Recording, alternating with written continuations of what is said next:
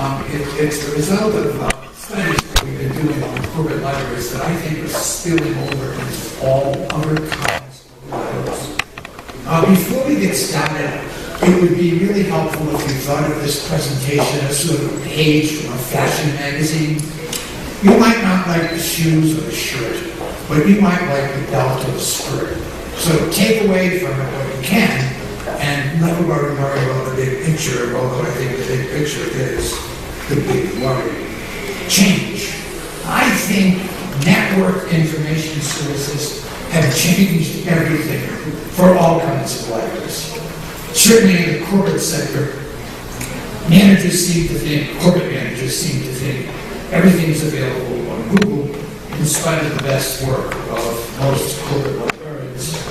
So I think network information resources have had an impact on academic libraries as well.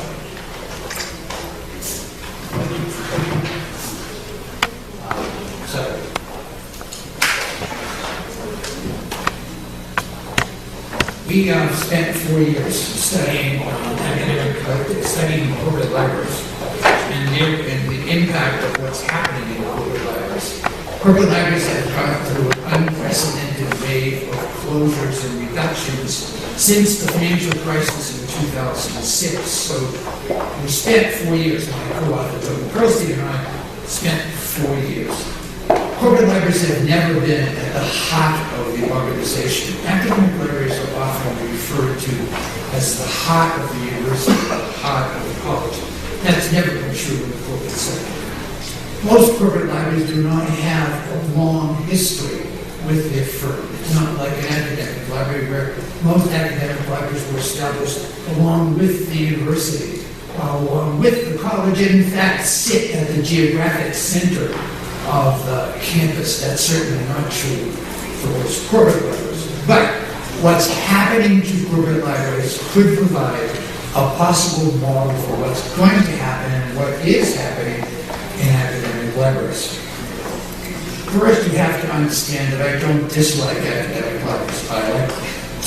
I would not have been able to do my doctoral research had it not been for an academic library that collected something that was not collectible in the real world. They collected little membership directories of SLA chapters. Why would anyone collect that? The chapters didn't even collect their whole membership directories, but an academic library did. So my contributions go to that academic library. In fact, all of the libraries where I've been at school get my contributions. I think they're really important. Closing the corporate library was the first study done of why corporate libraries have closed. I mean, 70 years of corporate libraries and not a lot of research, except for Michael Koenig and a few others. Very little research has been done on corporate libraries. So I really wanted this to be a model for future research. What I found was the need for these company libraries was related to two things. First, intensive research. The company was doing something where they really needed their own library to do the research. And because of that, the library was established. And it stayed as long as the research need stayed. When the need passed, the library's future was in question and soon not possible. The other company libraries were established at a time of need, but existed for more years than the ones that were established for research need, and failed after management evaluation. Whenever there's a cutback at a firm, most managers are asked for their opinion, and that opinion is fed into the ultimate corporate manager. Most corporate managers are going to throw the library under the bus in order to save the people in their organization. And that's exactly what happened. No one votes to keep the library when they can vote to keep someone in their organization. And the library gets closed. And of course, we're all told that when business gets better, the library will be reopened. That has never happened. The library has never reopened. I think company libraries got a new lease on life when online searching came into reality. They did what no one else did. They studied these systems and mastered the systems, and in fact could search better than anyone else. That lasted pretty much until two things happened. One, they became a bottleneck in the research process, and two, when the aggregators started to market directly to the customers. In 1990, Larry Cusack and I decided we really needed to know more about corporate libraries. No one keeps track of new corporate libraries. No one keeps track of corporate libraries that have closed. Special Libraries Association doesn't keep track. So we asked for some funding from Special Libraries Association to do a study on how corporate libraries were valued, and we gathered information from the largest corporate libraries in the United States. We spent a lot of time developing our own economic model of the United States, the gross domestic product of the United States, just for for-profit companies. And then we put them in the study in relation to their contribution to the gross domestic product. So if insurance is 5% of the gross domestic product, then 5% of the companies in our study were insurance. If wholesale sales and retail sales are 5% each, then they're in to that extent. If manufacturing is 15% of the gross domestic product, then manufacturing is in this study. And the largest firms in each of the categories. We did the research. We actually didn't want to be, because it was the first time we tried SLA, was serious about research. We got our funding from SLA. We matched that funding with funding from a couple other organizations. And we decided we really didn't want to collect the information ourselves because our biases could creep into the study. And we didn't want any noise because Larry and I tell a lot of stories. And we would let the stories would creep into the study. So we went to the Decision Research Corporation because Temple Barker and Sloan, a friend of Larry, worked for them, owned them. And we said, these are the 163 companies that you want you to study. We do not want you to talk to the librarians. We want you to talk to the person the librarian reports to. And we want you to ask these questions.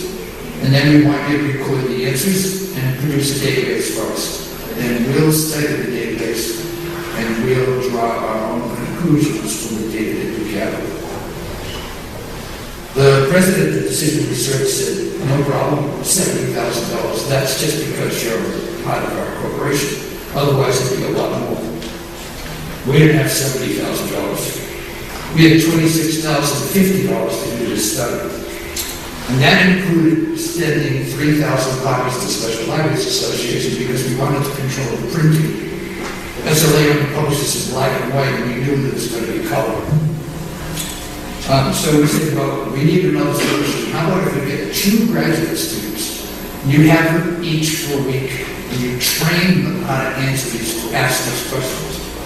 All right, $5,000 a piece, and we'll train them for a week. So we trained 2 graduate students to ask the questions, to find the corporate manager, and to develop the database. Out of that came value in corporate libraries. This is a story on one of those content, but that's okay.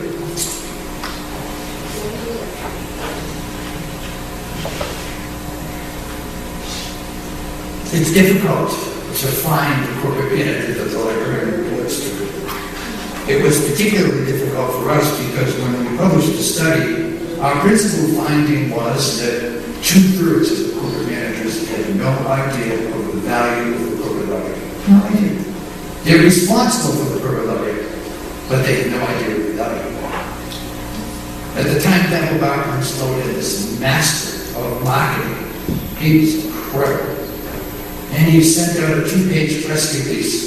Apparently, the people he sent it to liked it, because in a lot of the professional journals and trade journals, with a few words changed, they published the whole press release under their byline, like they wrote it. They didn't. He wrote it. He could make anything sound good. So the message was lost because of this incredible marketing piece that Temple Barker and Sloan did. And the message was 2/3 of the corporate managers had no idea of the value of the unit that they were managing. Now, SLA liked us, and they immediately funded another study. We wrote a couple of articles. We got an award, and a plaque, and a check. We weren't expecting the check. They sold all 3,000 copies immediately. It was available for $5 if you were an SLA member, and $10 if you were not an SLA member. And when they sold out, they asked us if we still had the masters. I said, gee, we do. We had them. I said, what? We have to reprint it. We're printing another 3,000 copies. Wow. Very impressive. They reprinted several times. I think everybody in the Special Libraries Association bought a copy. But no one got the message. Your manager doesn't know the value of your library. That's a problem. 5 years later, we went back. That was our plan. Every 5 years, we would gather data on corporate libraries in the United States. This time, the study was entitled The Value of Corporate Libraries, but this time, Larry moved, and we didn't have that great marketing person to spin the results. You know what? Nothing's changed. 2/3 of the corporate managers still have no idea of the value of the library. I mean, why do this if no one's doing it? People read this stuff, but they don't do anything with it. What's the point? We were no longer friends with Special Libraries Association because we found that 2/3 of the managers didn't. 80% of the librarians reported to a new manager. Can you imagine reporting to somebody new every 5 years? You have to re-prove your value. Well, actually, for them, not prove their value. 20% of the libraries were closed. This is not stuff SLA wanted to know. So when we applied for funding for the next study, they said, well, you can have the money, but you have to find this, and you have to find that, and you have to find this other thing. And I said, those are conclusions. We haven't done the study yet. Well, do you want the money? And I said, but I have to check. I'm not alone. I have a co-author and a co-investigator. I mean, again, we're not getting paid to do this. We just want the information. How many people work in corporate libraries? That between the 5 years, really reduced. The value of online searching dropped 30% between 1990 and 1995, according to the corporate management. The money the aggregators made in those 5 years dropped 30% too. That's probably because librarians don't know what they're searching for. They have no idea. They don't know the subject. The subject that they know is library information science, which is interesting, but not what we're at the firm for, in my opinion. So I talked with Lawrence for a minute, and he said, those are conclusions. And I said, do we want the money or not? He said, no, we're not going to do that. We're going to do those kinds of studies. And I said, I agree, we're going to do those kinds of studies.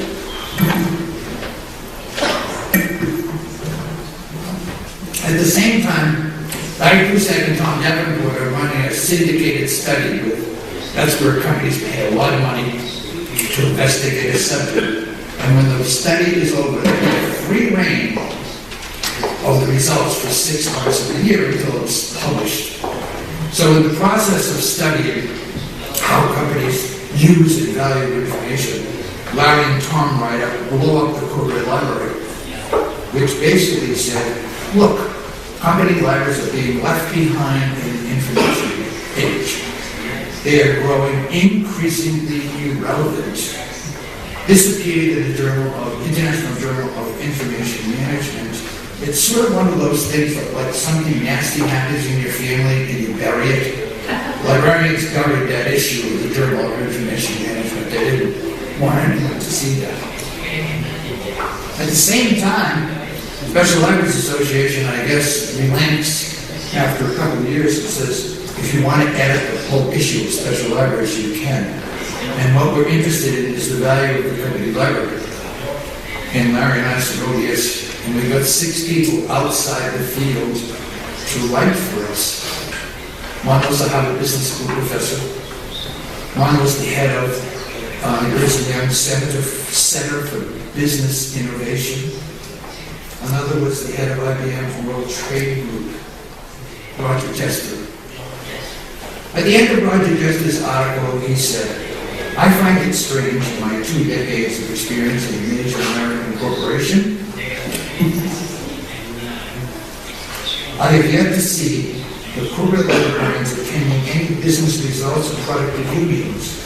I've attended my fair share of business strategy sessions with colleagues from practically every corporate function, but I cannot recall a single instance when a member of the librarian staff was present." Roger said, "The days of when people seek company librarians have passed. The librarians got to seek out their customers." At the same time, I'm Roger Tester's reference librarian. If he has a question, he calls Larry. Larry calls me and says, "Come in Friday for a day's pay." And it was an absurd amount of money. Alice, my wife, questions every check that comes in the house. And with my name, she's convinced there's a connection to something unlawful. What is this money for? What did you do to get this money? Well, easy, Alice. It's a check from Ernst & Young. They're an accounting firm. They're legitimate. They haven't gone to jail yet. I answer the question. One question. This is my question. Doesn't he know how many libraries IBM has? Alice, I keep asking that question. They're easy questions, too. I mean, I've been assigned with my reference class because the kids would find them in a minute. But Larry kept saying to come in, and we get a day's pay for answering this one question. So I would go down to the Boston Public Library and find the answer in 2 minutes and look back. And one day I did say, "Why does he ask me these questions? Why does he read 53 libraries at IBM? Why does he ask all these librarians?" He doesn't trust them, Jim. I don't care.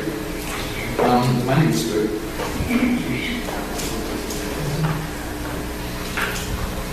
I switch. Larry's gone off to work for IBM now. He's head of the Knowledge Management Institute, and he's too busy. So I team up with Tony Pearlstein, the retired manager of Bain's Worldwide Information Center. That's 70 librarians in 15 different countries.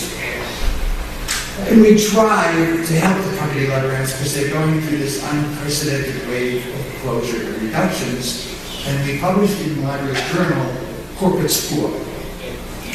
It's another method of evaluation, trying to convince company librarians they better evaluate and then convey that information to the people in the C-suite, or basically senior management.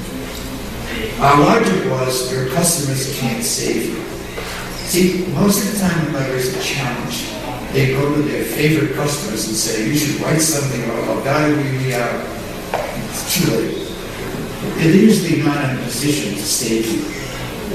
The people that can save you are up higher in the food chain and your customers. Customers are too low. And if the question comes up, it's almost too late. So Corporate Score, 2007 Library Journal, that doesn't do any good.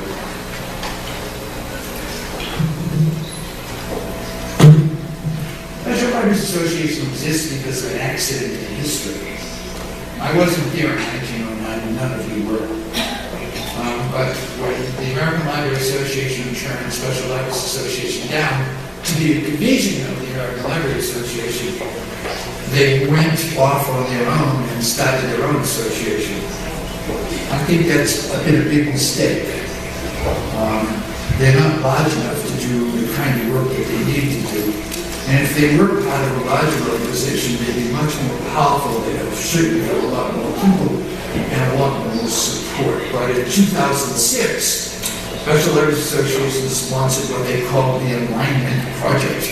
It was a huge study done by 2 reputable firms with an incredible number of interviews across a wide variety of firms in North America.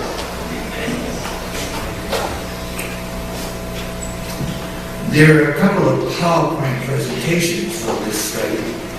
SLA said they spent $250,000 on this study, but if you're a nonprofit, you have to file the Internal Revenue Service in the States, something called the 990PF. Whether they spent $250,000 or $750,000, because that's what they said they spent on consulting here, this was a good study, but the result of the study hasn't been really used. What I think happened here is this. This is what happened. If you're a provider, you're a librarian. If you're a user, which I don't like, a customer I like, then this is what you want. So we have the librarians doing what they want to do. And so it's not an eye test, let me read it. Conducting research. That's what the librarians want. They really mean conducting search, but they call it research. Managing the physical library. Evaluating and purchasing content sources. Those basically the things that librarians want to do. What do the customers want them to do? They want them to manage internal content. Most of the lost information in companies is internal. If you do something, file the report, nobody can find it. One of the good things about libraries is, they again here, they mine the containers. But they're really good about the containers of information. But they don't pay attention to the content of the container. And what's really important is the content, not the container. So, managing internal content, working on project teams, leaving the library, working on project teams, working their hours, no more 9 to 5. So it's up early, no more free weekends, and with the team, as the demand. And integrating content directly into the work process.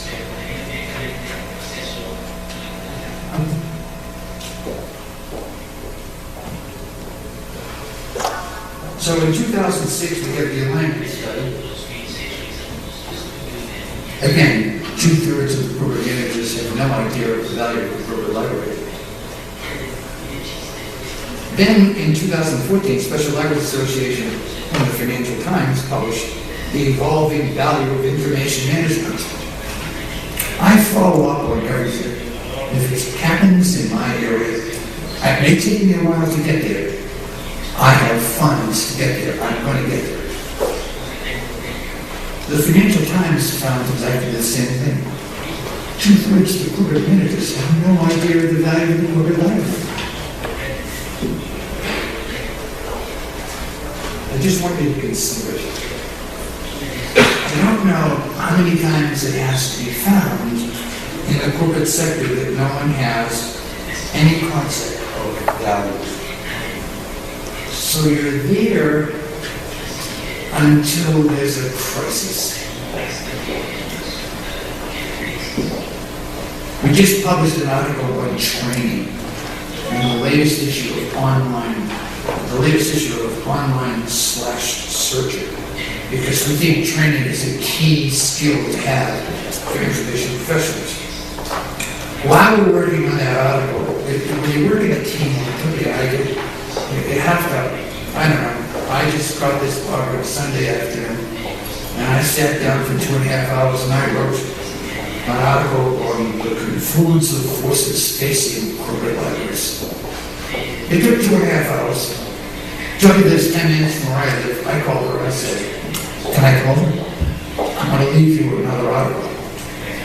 Do you want to, we always fight over words. Do you want to work on this for a while and we'll continue working on training at the same time? Can we do 2 things at once? Can we walk and chew gum? She said, okay, I'll look at it. So we found is corporate managers want increased revenues. This is 112 managers, 1,212 managers worldwide. Increased revenues, increased profits, reduced expenditures, and they're risk averse. Increased revenue, increased profits, reduced expenses. That leads to sustainability on the part of the organization.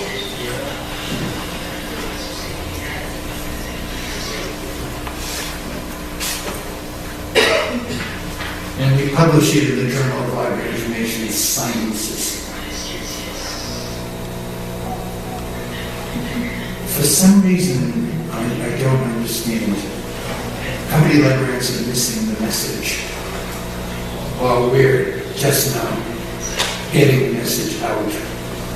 I tried one year to figure out which library periodicals company libraries received, and we found that most company librarians don't receive other than the information today, which doesn't publish by any of research. They frowned on having footnotes now in information today, so you don't get a lot of research. You get mostly announcements or how I do good at my library or stuff that doesn't really matter.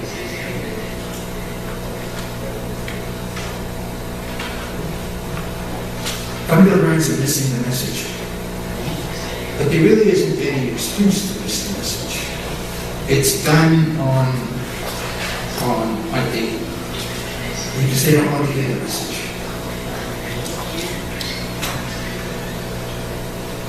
We think organizational stability is at stake, sustainability is at stake. There are management goals, and I doubt many company librarians know what the management goals are. There's a library response, and there's demonstrating the library's contribution to those goals. I was at a very large firm. Unfortunately, in a month when it was really cold. I don't know why. Well, I do know why, because my president is very much along the lines of sustainability. And she, even though the grant that I got is not a Simmons grant, it's a grant from the outside, she's very careful to control the release of money.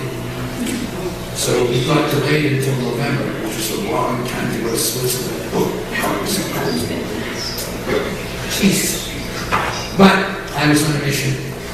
I wanted to see this company's R&D library and corporate library, so we went. Of course, I get there just in time when they don't have a company library anymore in R&D. They got rid of it completely. It was huge. Had a big staff going in the library. 5 people left.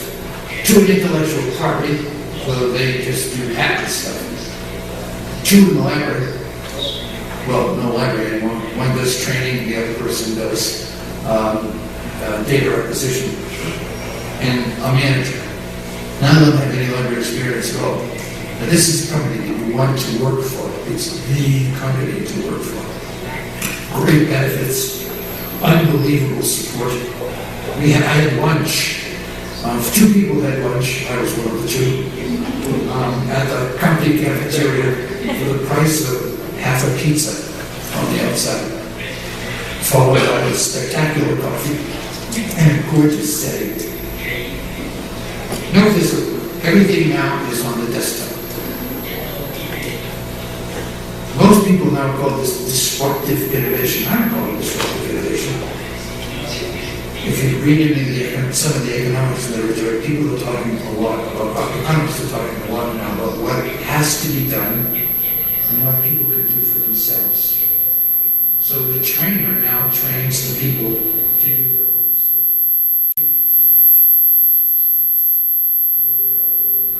Because we're a library school, we have all kinds of databases. I was looking for one issue. It was a current issue. I typed it in, once I identified myself as a Simmons person,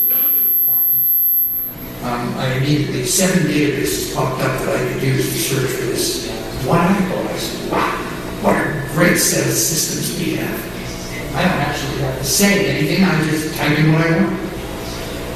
I searched the first database, but it was not going to have that issue until next year. I searched the second database, same thing, embargoed for a year. I searched the third database, same thing. I said, I must be losing my mind. It's Sunday night. I'm tired. Why don't I just Google it? Got it in a second. Got it in a second. Now, I want to know why we're paying for those 7 databases. We don't even need Google. Every time I want something, I go to Google. First, now. I mean, I'm impressed that we're spending all this money. Anyway, at this mega firm, there's no collection anymore. And the only people who get served are the people from one division. The company has decided its future is in a new division. So if you want help from the library, you have to be from that division. If you're not from that division, you have to do this yourself. The money being saved is directed to acquisitions. This company wants to grow. They want to grow. And there's no money to grow unless they save some money. This is not just this location. This company has 4 major research areas. This is just one of the major research areas. And everybody, every department is giving something back to the firm so they can have money to buy, or they can have money to go off into a new direction. The money being saved is being used so that the company is sustainable.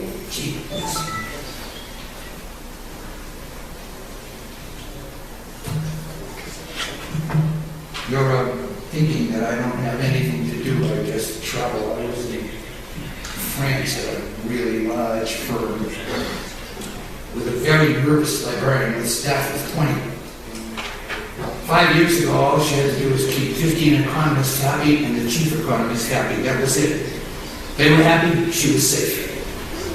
And they had been safe. The president has a new plan. The president's plan she described was simplicity. Is this the simplest way of doing things? And she was nervous.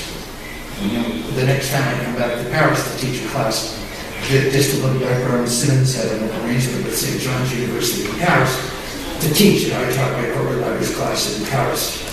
The students had a great time in class, if I don't say so myself, but they had a fabulous time in Paris. They went everywhere.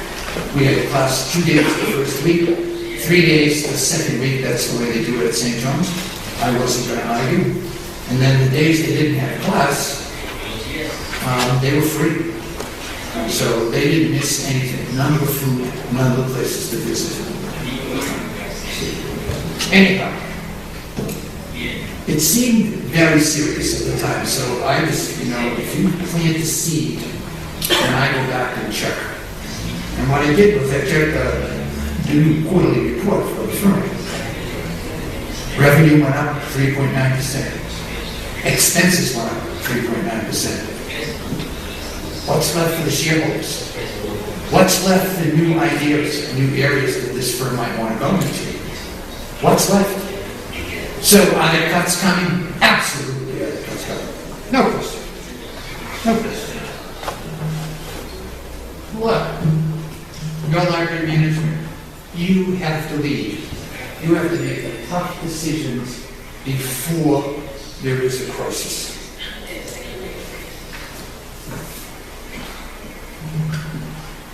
I travel well for one reason. I travel well for one reason. I can sleep anywhere. If you sit on a couch, I sleep on the couch. What I can't do is eat food everywhere. So I had this idea in 1990, after we thought to be very successful with our first study, to get more money out of SLA, and then to spend time raising money so we could go and study Japanese corporate libraries, none of which had ever been studied. We were the first Westerners to visit a Japanese corporate library, and we were viewed with enormous suspicion. They thought we were industrial spies. Since Japan was the second largest economy in 1990, we wanted to know about Japanese corporate libraries. That's all. Simple. We arranged with Sento to visit the libraries that we wanted to visit. Again, trying to stay loyal to the research program at Special Libraries Association. We used the Nikkei 225, put a random number table against the Nikkei 225, and picked 7 companies. The one thing we wanted, though, was the largest management consulting firm in Japan. So the 7 companies we picked came from the Nikkei 225. The largest management consulting firm was not in the Nikkei 225, it's a private firm. So we had to pick that ourselves. There is no way I was prepared for the food in Japan. It was a big mistake. I should have read up on it. I had like wrapped gifts. I had a credit card, a business card printed in Japanese and English. I practiced the bow. I did everything right. I just was not ready for the food. On the first night, there were 3 lunches in Japan. That served as our translators. We went to this little banquet in this wonderful little bamboo house. Once you opened it up, these large fish eggs came rolling out in what looked like a slurp of melted marshmallow. I'm never going to eat a fish egg. It's just not going to happen. I was starving. We got invited to dinner, and there was a giant shrimp, the biggest shrimp I ever saw, split down the middle, raw. Still had the antenna, still had the eyes. There was no way I was going to eat that shrimp. However, I had Yoko Kateoka from Goldman Sachs on this side. Well, I Kusek and Ernst & Young on that side. They didn't eat anything. So I used my fork to protect my shrimp. So first one that reaches for this shrimp is going to get pissed. You have to trade your bread and roll for the shrimp. I'll give you each half. Has to be the bread. Unfortunately, kept it rolls the same size as a pan of butter. I was still starving. I have now lost 15 pounds. I've had 1 meal a day. That was breakfast. It couldn't disguise, well, it could have if I had traditional Japanese breakfast because I would have died on the spot, but that's okay. I didn't. I had a couple of eggs and toast. That's all I wanted. Plus unlimited coffee. That was hard.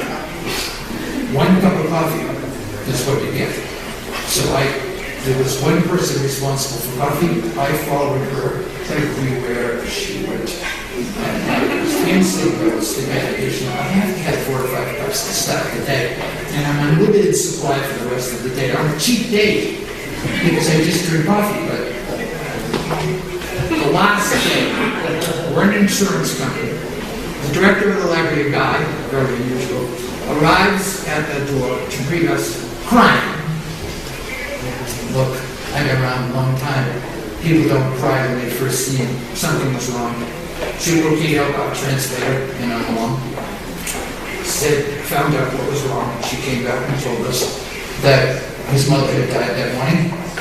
Larry said immediately, even the meanest Wall Street firm, he'd have 3 days off. Jim, stay the weekend, come back on Monday. And I said, no, I'll be dead by Monday. Besides, I've already called the house. And my favorite meal waiting when I arrived. They all said, it's 13 hours on the plane, right? I said, yep.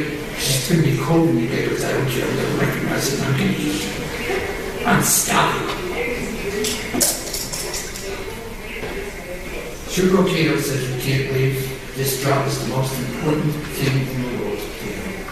He'll lose face if you leave. I jumped right in and said, yes, he'll lose face. We have to stay. I was getting on that plane tomorrow.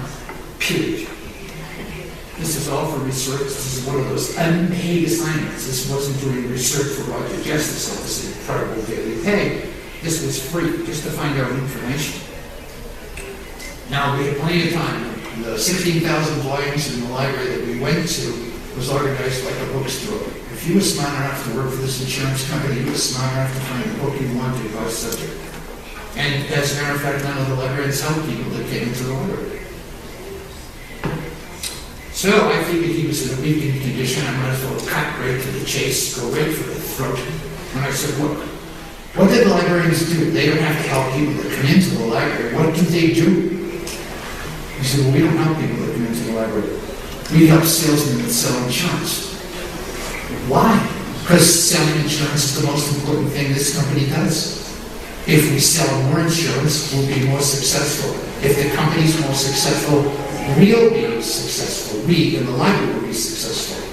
So the people who work in this library provide information to salesmen in the field so they can sell more information. organization. Strategic alignment. What's really important in your organization? And how does the library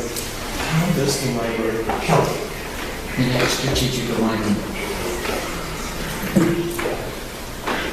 I think of traditional roles: purchasing materials in academic libraries, organizing collections, reference staff. One quick story about MIT where I worked. I was responsible for the biology collection.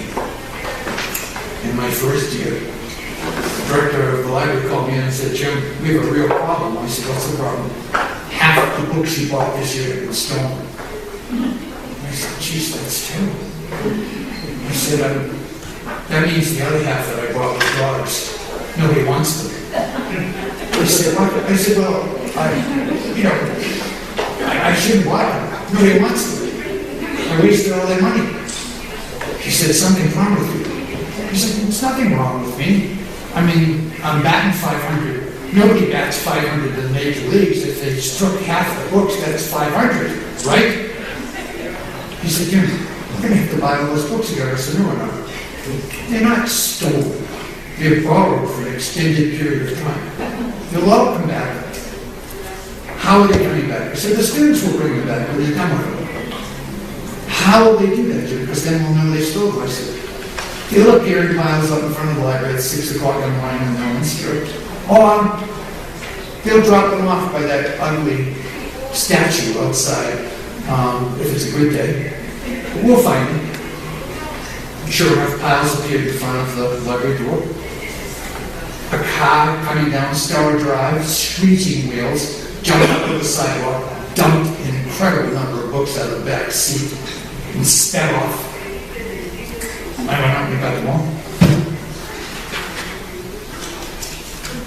The students had refinished the backs, took off the columns, took out all the MIT identification stuff where it's so carefully placed. Yanked out the script so they didn't set the alarm off when they came back in the library and used the book in the library. The only thing they couldn't figure out and didn't understand was the accession number. Because when I brought all the stuff back up to the cataloging department, I thought they were going to have a heart attack. They had to read catalog all this stuff. They said, "No, you've got to buy accession number. They're in the system. Don't worry about it. They're back." What happened to them? They refinished the backs. They put in new end papers. I mean, they were walking back and forth with these things in and out of the library. We didn't even know it. But it was an extended period of time. So, purchasing materials, organizing collections, reference staff. I see academic libraries as a bastion for quiet study space. If you live in the dorms, there's no way you're going to get a lot done. Well, I think by some of the school debates, there was one dorm set aside for the people who study all the time. You could have done the pin drop experiment there, but the rest of the dorms were noisy. There are network resources that people are taking advantage of. And there is Google. People are taking advantage of Google. So, what to do? It would seem to me that we have to involve the stakeholders and make some trade-offs. I know that's going to be hard. The students that are involved in distance learning are going to appreciate the fact that you're making concessions for them. What are the strategies at your college or at your university? What are they trying to do? What are they trying to do? The faculty have to be involved. The students have to be involved. Register. You have to admit, well, you won't have to admit, academic libraries are attractive to the cost cutters. They have a lot of staff. You occupy a lot of space. There's always the need for more space. One academic library did a survey over Christmas break. How much do you use the library? It's the library of the business school. 50 faculty, 5 responded. They said they didn't use the library. Out of 500 students, 35 responded. They said they didn't use the library. So when people came back from Christmas break, there wasn't a library. They had merged the collection with the main library and sent all the librarians over to the main library. That's happened a number of times, even without the survey. because people want space. Space for staff, space for faculty, space for research centers, and libraries occupy lots of space. There are big challenges, in my opinion, not just at corporations, but at all academic institutions. Cost, finances, enrollment, student retention, relevance, placement, new research areas, new freed up money to invest in new projects, invest in new ideas, trying to plan for the future. So the library, which is open 7 days a week, more than likely, many hours, lots of staff, lots of space, it becomes a target. If you don't think that it's true in terms of space, think about the costs of all that staff. There was an article in yesterday's Wall Street Journal that people are living longer, putting a lot of pressure on pensions. You weren't supposed to live this long, but society actually says you're living longer. So how to handle just the pension costs? Something important is happening at your own institution. What is it? How can the library play a role? You know, academic libraries have often been thought as the heart of the institution. There's great tradition, there's great pride, there are great collections, but it's a tough time. I'm sure the professional staff who joined your library are going to resist change. They're going to resist change because they came to work for you as reference librarians, as collection development people. And there are lots of great things to do at libraries. And librarians can do lots of things. With talented people.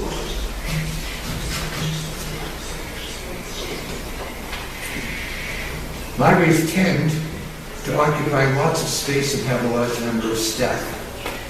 More space for special projects and for faculty office seems always to be in short supply. I believe there's been a wave of academic library consolidations underway at present in the departmental and unit libraries. The excuse is low usage. The goal is to secure space for departmental and school use under the guise that the main library is will have the materials and is just a short distance away. Professional and clerical staff in large numbers currently work at college and university libraries, especially because of the increased hours of opening and evening hours of services. Salaries and benefits at these academic units continue to rise in an environment where there is financial pressure at the state, regional, and national level. These could lead to unprecedented cuts, and that those who do not aggressively demonstrate their relevant contribution to teaching and research. Professional staff may resist. Many began their careers in traditional roles. Many have strong biases to typical reference service or organizational operations that will block the challenge to change. Instead, individuals will point out the many things that need to be done, particularly in their areas of specialization and keen interest. These include data curation, data humanities, data preservation, digital preservation, information literacy, and a whole host of other working projects, each of which interests be accommodated, which contribute most to the priorities of the parent institution. Academic library leaders need to view all these ideas in light of the priorities of the local campus. There will be not one model of service possible given the needs of the host institution. Higher education is under pressure because of higher tuitions. Little evidence to demonstrate that the product of your institution can find meaningful work at the end of 4 more years of ever costly journey. It seems to me that all organizations are seeking to increase revenue, control costs, and expedite innovative ways to cut costs. And is this the mantra at your institution? How are you planning to meet these objectives and still provide needed services? You can wait until you're told to cut costs, or you can proactively formulate a plan that will identify priorities or services.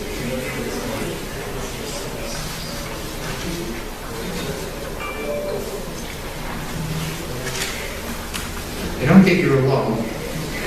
In the issue of Pool Magazine, the one before the current issue that came out yesterday, Gale Research, Senior Vice President, one of the subsidiaries of Gale Research, actually had an article that started with fire, measuring the value of academic libraries in undergraduate learning.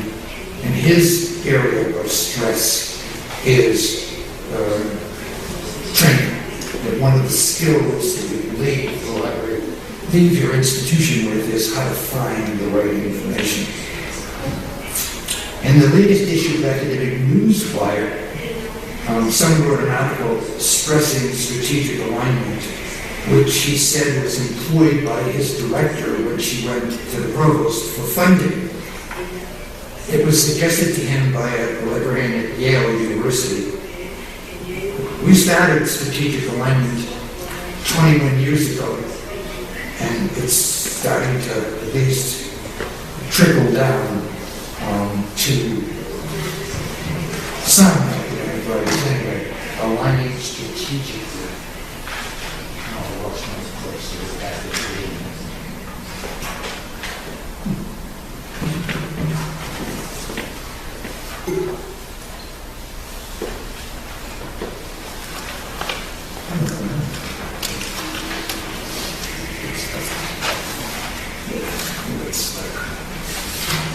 If you're interested, it was Richie Edison, and being essential is not enough.